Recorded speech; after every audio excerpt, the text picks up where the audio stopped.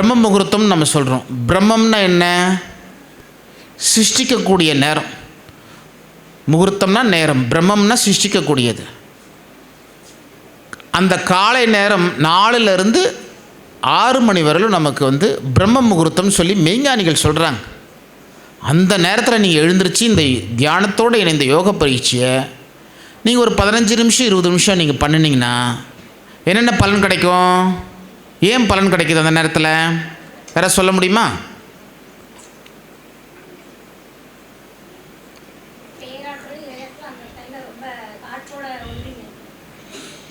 ஏன்னா நம்ம பிரபஞ்சத்தில் இருக்கக்கூடிய உணர்வுகள் இந்த பாதுகாப்பு மண்டலமாக இருக்கிறது. ஒரு மண்டலம் இருக்குது, அட்மாஸ்பியரிக் ஓசோன் லேயர்னு சொல்லுவாங்க அது விஞ்ஞானத்தில். அந்த ஓசோன் லேயர்னால் பாதுகாப்பாக இருக்குது. அந்த சமயத்தில் அந்த ஓசோன் லேயர் கொஞ்சம் நல்லா கீழே இறங்கி வருது. பிரபஞ்சத்தில் இருக்கக்கூடிய விண்வெளியினுடைய சக்திகள் அதிகமாக காற்று அதிகமாக அந்த நேரத்தில் வரும். ஏன் வருது அந்த நேரத்தில்? அந்த நேரத்தில் மட்டும் அதிகமாக படருது காற்றுல. ஏன்னா நிறைய பேர் தூங்கிட்டே இருப்பாங்க. நாம் வெளிப்படுத்துறதெல்லாம் கெட்டது தானே வெளிப்படுத்தும். அதனால் கெட்டதை கலக்காமல் இருக்குது. மனிதர்கள் எழுந்திரிச்சு வந்த உடனே என்னவாகுது? வேதனைப்படுறோம், சலிப்புப்படுறோம், சஞ்சலப்படுறோம், ஆத்திரப்படுறோம், அவசரப்படுறோம், கோபப்படுறோம், குரோதப்படுறோம், பழி தீக்கணும்னு நினைக்கிறோம், பொறாமப்படுறோம். அவன் கார் வாங்கிட்டானா, பா அடுத்த வாரம் நீ எனக்கு கார் வாங்கி கொடுத்துற. பக்கத்து வீட்டு இவ்வளோ பெரிய கார் வாங்கிட்டாங்க, நீ கார் வாங்குறியா இல்லையா அப்படின்னு அப்பாவை மிரட்டி காரை முன்னாடி எடுத்து வந்து நிப்பாட்டு. அவர் போட்டு லோனை போட்டு கடனை வாங்கி அவருக்கு எடுத்து வந்து நிற்கிற அளவுக்கு நம்ம உடம்பு பிடிப்போம். ஆக மற்றவங்கள பார்த்து பொறாமப்படுறது. டீச்சர்ஸ் கிட்ட எப்போ பார்த்தாலும் ஒருத்தரை பிடிக்கலாம் குறை சொல்லிகிட்டே இருக்கிறது. ஆச்சா வா உன்னை போட்டு கொடுத்துறவா, சந்தர்ப்பம் வருவல்ல அப்படின்னு சொல்லி பழித்தி இருக்கிறது. இதெல்லாம் நல்ல உணர்வுகளா? மோசமான உணர்வுகள். அப்போ இதெல்லாம் உள்ளே போச்சுன்னா என்னவாகும்? காலையில் எழுந்திரிச்சு எத்தனை பேர் குளிக்காமல் வந்திருக்கிறீங்க? எல்லோரும் குளிச்சிட்டிங்களா? எல்லோரும் குளிச்சுட்டு வந்திருக்கிறீங்க. நேற்று போட்ட சட்டையெல்லாம் இன்றைக்கி போட்டுக்கிறீங்களா? எல்லோரும் வேறு சட்டை போட்டிருக்கீங்களா? எல்லோரும் மாற்றி சும்மா ஃப்ரெஷ்ஷாக வந்திருக்கிறோம். ஆனால் நேற்று என்ன பண்ணியிருப்போம்? டென்ஷன் நிறையா ஆகிருப்போம். யார் மேலேயே கோவப்பட்டிருப்போம், அம்மாவை திட்டியிருப்போம். நல்ல சாப்பாடு நேற்று செஞ்சு கொடுக்கல வச்சு, என்னம்மா இவ்வளோ உப்பை போட்டுட்டு நீ இவ்வளோ காரத்தை போட்டாய், இவன் மனுஷன் சாப்பிடுவான்னு திட்டியிருப்போம். இப்படியெல்லாம் நம்ம பேசியிருப்போம். அப்போ இதெல்லாம் பேசும்போது என்னவாகுது? இப்போ நீங்கள் அழுக்கில் வேலை செய்கிறீங்க, கை நல்லா இருக்குமா? கை அழுக்காயிருது. அப்படியே உங்கள் அம்மா பிளேட்டில் சாப்பாடு போட்டு வைக்கிறாங்க வச்சுக்க, என்ன பண்ணுவீங்க? அப்படியே போய் சாப்பிட்ருவீங்களா? என்ன பண்ணுவீங்க? கையை கழுவிங்கல்ல. அப்போ கெட்டதெல்லாம் உள்ளுக்குள்ளே போதே, மனசு வழியாக தானே உள்ளுக்குள்ளே போகுது. மனசை கழுவுறோமா? மனசை கழுவுறோமா? அதுக்கு எதாவது சோப் விற்கிறாங்களோ கடைகளில்? சொல்யூஷன் எதாவது விற்கிறாங்களோ? இதெல்லாம் கிடையாது. அப்போ எப்படி கழுவணும் மனசை? தியானம்னா என்ன? தியானத்தில் எப்படி கழுவுவீங்க? யாரோ ஒருத்தர் கான்சென்ட்ரேஷனுக்காக நீங்கள் தியானம் பண்ண வேண்டியதில்லை. கான்சென்ட்ரேஷன் ஆட்டோமேட்டிக்காக வந்துடும். என்ன பண்ணால் உங்களுக்கு கான்சென்ட்ரேஷன் கிடைக்கும்? என்ன பண்ணினா உங்கள் மனசு தூய்மையாகும்? மனசு கழுவணும், மனசை கிளென்ஸாக வச்சுக்கணும். அந்த கிளீனிங் ப்ராசஸ் என்ன? வெறும் தியானம்னு சொல்கிறத விட, தியானம்னா என்னென்னு இப்போ சொல்லிட்டேன். அதை என்ன பண்ணால் நமக்கு மனசு தூய்மையாகும், மனசு கிளென்ஸ் ஆகும் அப்படின்னு பார்த்தோம்னா, இந்த கடைகளெல்லாம் விற்காது, எல்லா இடத்துலையும் இருக்குது. அதை நம்ம பணம் கொடுத்து வாங்க வேண்டியதில்லை, மனம் கொடுத்து வாங்கணும். பணம் தேவையில்லை, மனம்தான் தேவைப்படுது. அந்த மனசு எப்படி கொடுக்கணும்? காற்றுல அண்ட சராச்சரத்தின் சக்திகள் இங்கே இருந்துக்கிட்டு இருக்கு. அதை நம்ம புறந்தள்ளுறோம். எதை நம்ம சுவாசிக்கிறோம்? டென்ஷன் சுவாசிக்கிறோம், வேதனை சுவாசிக்கிறோம், சங்கடத்தை சுவாசிக்கிறோம், சலிப்பை சுவாசிக்கிறோம். இதுதான் சுவாசிச்சுட்ருக்குறோம் வாழ்க்கையில். எதை நம்ம சுவாசிக்க மறந்துடுறோம்? அந்த தெய்வீக சக்திகள், அந்த பேரருளை சுவாசிக்கிறதுக்கு நம்ம மறந்துடுறோம். அதை நாம் சுவாசித்தோம்னா நம்ம மனசு என்ன பண்ணுது?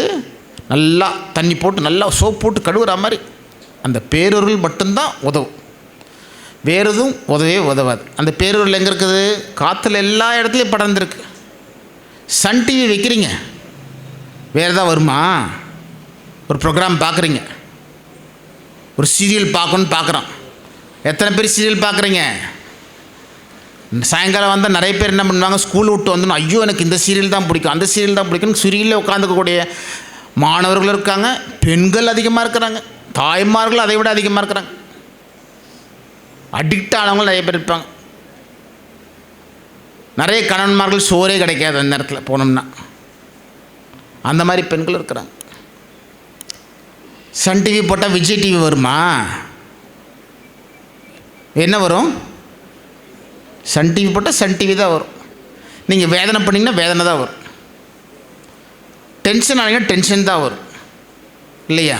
அப்போ காற்றுலேருந்து நீங்கள் என்ன எடுக்கிறீங்களோ அதுதான் ரிஃப்ளெக்ட் ஆகுது, டிரான்ஸ்மிட் ஆகுது வெளியில். அப்போ நீங்கள் என்ன எடுக்கணும், காற்றுலேருந்து நீங்கள் என்ன சுவாசிக்கணும் அப்படின்னா அந்த பேரருளை நாம் சுவாசிக்கணும், பேரருளை சுவாசிக்கணும்.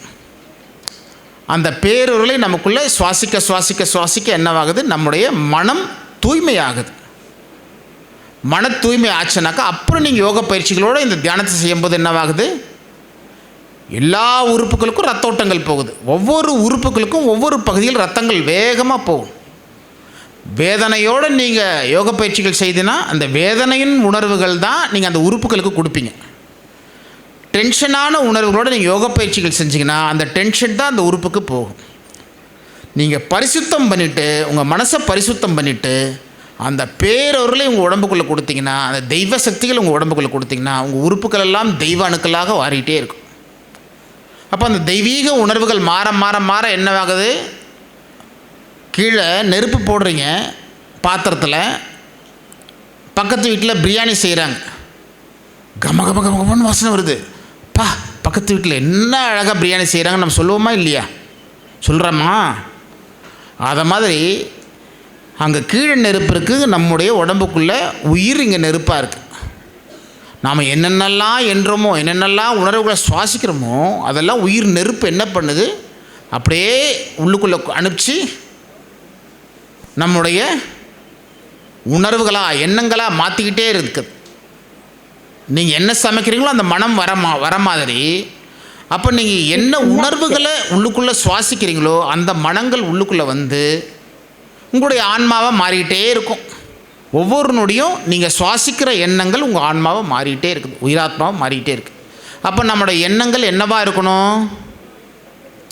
ஒவ்வொரு சொல்லும் ஒவ்வொரு செயலும் தெய்வீக உணர்வுகளோடு நம்முடைய எண்ணங்கள் இருந்துச்சுன்னா என்னவாகுது? நம்முடைய உடல் உறுப்புகள் பலமாகுது. நம்முடைய உயிர் சக்தி பலமாச்சுன்னா நம்முடைய உடல் உறுப்புகளும் பலமாகும். அப்போ இந்த உயிர் சக்தியை பலப்படுத்துறதுக்கு தான் நாம் இந்த பயிற்சி. ஆகையினால் நாம் அந்த தெய்வீக சக்திகளை, அந்த பேராற்றலை நாம் சுவாசிக்கணும்னு நாம் என்ன பண்ணணும்? உங்களுடைய முதல் தெய்வங்கள்லாம் யார்? உங்களுடைய முதல் தெய்வம் யார்? யார்? அம்மா அப்பா. அம்மா அப்பா இல்லைன்னா நம்ம வாழ முடியுமா? உருவாக இருக்க முடியுமா? அப்போ நம்ம என்ன பண்ணுவோம்? எத்தனையோ அம்மா அப்பாக்களை எத்தனையோ பேர் நம்ம என்ன பண்ணுவோம்? திட்டுறோமா இல்லையா? தெய்வத்தை திட்டலாமா? அவங்க இல்லைன்னா நம்ம இங்கே மனித உடம்பு நமக்கு கிடச்சிருக்குமா? 10 மாதம் நீங்கள் நல்லா ஒரு மூட்டை அரிசியை, ஒரு 10 கிலோ, ஒரு 5 கிலோவை 10 மாதமும் நீங்கள் சுமந்துக்கிட்டே தெரியினா எப்படி இருப்பீங்க? எல்லா ஆக்டிவிட்டீஸும் செய்ய முடியுமா உங்களால்? ஒரு 5 கிலோ கொடுத்துட்றேன், இதை வச்சுட்டே இருக்கணும்ப்பா, 1 வருஷம் நீ வச்சுட்டே இருக்கணும், இதை வச்சே நீ வேலை செய்யணும் எல்லாமே அப்படின்னு சொன்னோம்னா உங்களுக்கு எவ்வளோ கஷ்டமாக இருக்கும். ஆனால் அம்மா என்ன பண்ணுறாங்க? 10 மாதமும் ஒரு 3 கிலோ 2 கிலோ 3 கிலோ சுமந்துக்கிட்டே இருக்கிறாங்க. நமக்கு என்ன பண்ணுறாங்க? என் குழந்தை நல்லா இருக்கணும், என் குழந்தை நல்லா இருக்கணும், என் குழந்தை அப்படியே ஒரு பெரிய விஞ்ஞானியாக மாறணும், மருத்துவராக மாறணும், இன்ஜினியராக மாறணும், ஐஏஎஸ் ஆஃபீஸராக மாறணும், கலெக்டராக மாறணும், அதுவாகணும் இதுவாகணும்னு சொல்லி கனவு காண்றாங்க. ஆனால் நாம் என்ன பண்ணுறோம்? வந்ததுக்கப்புறம் உனக்கு அறிவு இருக்குதா? கொஞ்சம் ஒரு 10ஆம் கிளாஸ் படிக்கிறோம் வச்சுக்கலேன், எல்லா உலகத்தை பார்க்குறோம். அம்மா அப்பா கொஞ்சம் படிப்பறிவு கொஞ்சம் கம்மியாக இருந்தால் உனக்கு என்ன தெரியும், எனக்கெல்லாம் தெரியும் அப்படின்னு சொல்லக்கூடிய மாணவர்கள் நிறைய பேர் இருக்கிறோம். அவங்களுடைய உணர்வுகள் எப்பொழுதுமே என் குழந்தை நல்லா இருக்கணும், என் குழந்தை நல்லா இருக்கணும்னு பிரார்த்தனை பண்ணினா மட்டும்தான் உங்கள் வாழ்க்கை நல்லாயிருக்கும். அவங்கள நாம் சங்கடப்பட வச்சோம்னா, நீங்கள் எத்தனை ஞானம் நமக்குள்ளே, எத்தனை நீங்கள் பிஹெச்டி படிச்சுக்கோங்க, என்ன வேணாலும் படிச்சுக்கோங்க, வாழ்க்கையில் நாம் செழிப்பான வாழ்க்கையை வாழவே முடியாது. அம்மா அப்பாவை மனம் நோக செஞ்சோம்னா, அவங்க ரத்தம் தானே உங்கள் உடம்பு, வேறு ஏதாவது ரத்தமாக இருக்கா? அவங்க ரத்தம் தான் உங்கள் உடம்பு. அப்போது அவங்க நல்லா இருக்கணும்னு நினச்சது தான் இந்த உடம்பு. அப்போ அவங்கள வேதனைப்பட்டோம்னா என்னவாகும்? சே, என் பையன் இப்படி பண்ணிட்டானப்பா, எவ்வளோ கஷ்டப்பட்டு படிக்க வச்சேன், எவ்வளோ கஷ்டப்பட்டு படிக்க வச்சேன், இப்படி திட்டுறானே அப்படிங்கிற அந்த எண்ணங்கள் வந்துச்சுன்னா என்னவாகும்? அந்த உணர்வுகள் உங்கள் உடம்புக்குள்ளே வந்துக்கிட்டே இருக்கும். அவங்கள வேதனைப்பட செய்யக்கூடிய உணர்வுகள், அவங்கள சங்கடப்பட செய்யக்கூடிய உணர்வுகள் உங்கள் உடம்புக்குள்ளே வந்துக்கிட்டே இருக்கும். இதெல்லாம் சாப அலைகளாக, பாவ அலைகளாக உங்களுக்குள்ளே வந்து சேர்ந்துடும். கர்ஸ் வேவ்ஸாக வந்து சேர்ந்துட்டே இருக்கும், உங்களுக்கே தெரியாது. அம்மா அப்பாவை நோக செய்தால் உங்கள் உடம்புக்குள்ளே சாப அலைகள் வந்து சேரும். நீங்கள் எத்தனை படிச்சுக்கோங்க, உங்கள் வாழ்க்கையில் நீங்கள் செழிப்பாகிறது, மகிழ்ச்சி ஆகிறது ரொம்ப சிரமமாக இருக்கும். ஏதோ ஒன்று உங்களை அடிச்சுட்டே இருக்கும். முதல்ல கருவில் உருவாகிற உறுப்பு எது? சூப்பர், நட்சத்திரா. நட்சத்திரா தானே? கரெக்டாக சொல்லிட்டாங்க, சூப்பராக. எல்லோரும் நினச்சிட்டு இருப்பாங்க ஹார்ட்டு அது இதுன்னு எதோ சொல்லுவாங்க. நம்மளுடைய நியூரல் போன், அது தொடர் வரிசையில் இருக்கக்கூடிய மூளை தான் முதல்ல உருவாகுது. ஹார்ட் வேணால் பம்ப் பண்ணி ரத்தங்களை மூளையை இயக்க செய்யலாம். ஆனால் நீங்கள் என்ன பார்க்குறீங்களோ, அம்மாக்கள் என்னென்ன பார்க்குறாங்களோ கேட்குறாங்களோ, இப்போ அடுத்தது அம்மாக்களுக்கு வரேன், குழந்தைகளுக்கு முடிச்சிட்டேன். அம்மாக்கள் என்னென்ன பார்க்குறாங்களோ கேட்குறாங்களோ, ஃபஸ்ட்டு 3 மாதம், முதல் 3 மாதம் அவங்க என்னென்னலாம் பார்க்குறாங்களோ உங்கள் கண்ணு ரெட்டினா பிக்சரைஸ் பண்ணுது, மூளைக்கு கொண்டு போகுது. அப்புறம் ரத்தங்கள் வழியாக நீங்கள் கருவுற்று இருந்தால் அந்த ஜெஸ்டேஷன் டைமில் உங்களுடைய கருவில் கூடிய குழந்தைகளுக்கு நீங்கள் சுவாசிக்கிறதெல்லாம் போய் சேருது. அப்போ முதல் 3 மாதம் எவ்வளோ ஒரு வேல்யூஸ் உள்ள மாதம் பாருங்கள், எவ்வளோ ஒரு வேல்யூஸ் உள்ள மாதம்.